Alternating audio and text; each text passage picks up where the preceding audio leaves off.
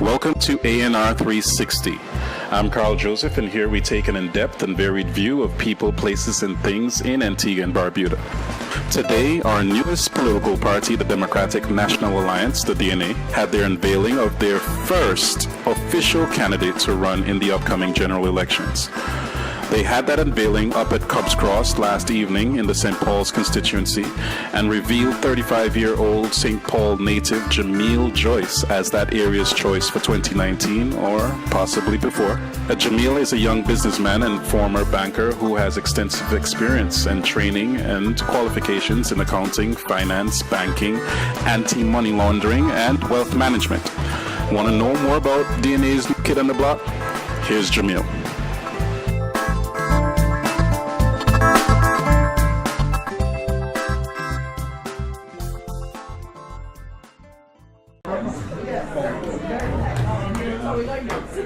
Okay, so I am here with Jamal Joyce, Jamil. the DNA candidate for St. Paul, the newest candidate in Antigua and Barbuda, new, fresh and dynamic, right? Yes. All right.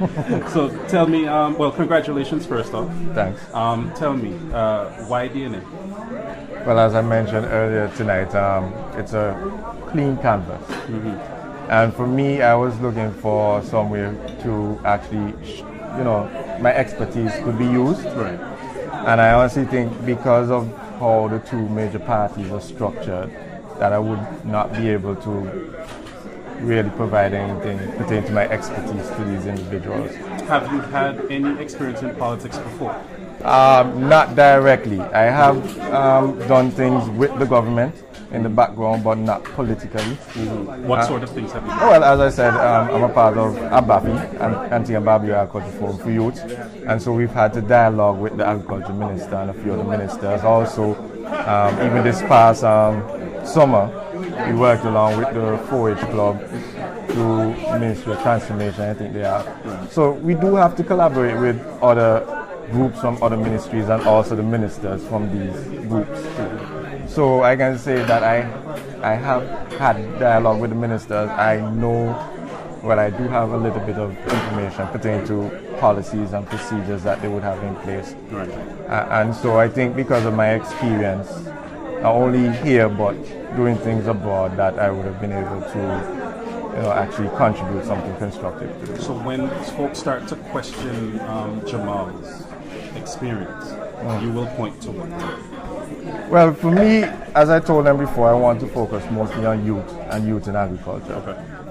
And the reason for that, as I said before, is because of my experience. Mm-hmm. I can also go very in depth when it comes to banking, but I choose not to until we start collaborating as a group. Sure. Then we'll be able to, use each other. Whoever has a stronger, experience in banking, and we use that individual. Mm-hmm. But for now, as I say, we're a young group, and we're still in, the teething stage. Right. And so for now, I don't want to say that I'm going to specialize in any particular area, Right. So let me ask you then, the St. Paul's. You're from St. Paul's? Yes. You grew up in St. Paul's? Yes. All right. So what is it about St. Paul's that you think is lacking, and how will you, as the representative, be able to contribute to St. Paul? Well, we have a two-tier problem. As you know, St. Paul's is one of the most dynamic parts of the island. Right. And we're kind of divided between the expats, and I say the expats, the European and American, and the locals. There's a lot of potential for small businesses, but there's no structure in place to provide any kind of help when it comes to these individuals. And things like getting the investment authority back in place, because although they're there, they're still kind of dismantled. Yeah, they're defunct. Yeah. If you can get groups like that in place, then it can assist us, not only as locals but also the expats, because I'm thinking about all of my constituents here, to put some things in place and to help them build the community. Because for me and also for the group, we are thinking along the line of local investment. Yes, we get foreign direct investments and that kind of stuff, but we have a lot of potential here with our locals.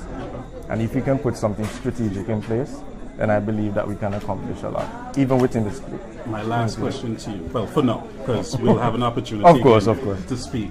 But Anthony Stewart mentioned it. We have about maybe 5-6 candidates, you included, in the area. I mean, and so you have the two major parties. You have the incumbent in Paul Chet Green. Yes. You have the nominee from the United Progressive Party. I forget who that is. I think. Well, they're not too. I think it might be Driftwood, but I'm not. Right. Yeah, so Greg Viatil might be running. Yes. So you have the two major parties going, along with the True Labour, along with Gold Green, along with it's a tight contest. So give me an idea from you how you think that contest will go as a rookie. Well, to be all honest, I'm not focusing on the other parties. I think that whatever we do as a party, as a new party, will speak for itself. And so at the end of the day, for me, at the end of the day, it's not about winning, It's about getting our country and this constituency to the level that it should be. So if they come up with something better than us, then hey, as Mr. Stowe said before, amen to that. Right. But at the end of the day, I'm not going to go down without a fight. The people, they're the ones who at the end of the day, choose the person to represent them. Right. And I think once you work along with them, that's the most important thing. There you go. Hey, well, congratulations again, Jamal. And I hope the best for you. Thanks.